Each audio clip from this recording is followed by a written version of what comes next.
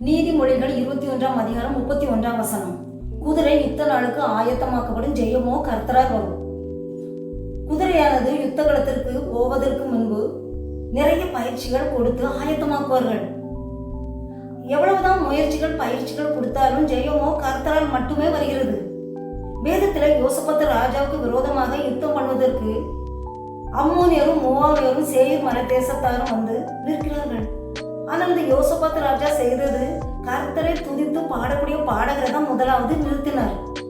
கர்த்தர் நல்லவர், அவர் கிருபை என்று உள்ளது என்று துதித்து பாடி ஆரம்பித்தவுடன் அவர்களுக்குள்ளே ஒருவருக்கு விரோதமாய் ஒருவர் கர்த்தர் எழும்ப பண்ணி அவர்களுக்குள்ளே வெட்டுண்டு மடித்து போனார்கள்.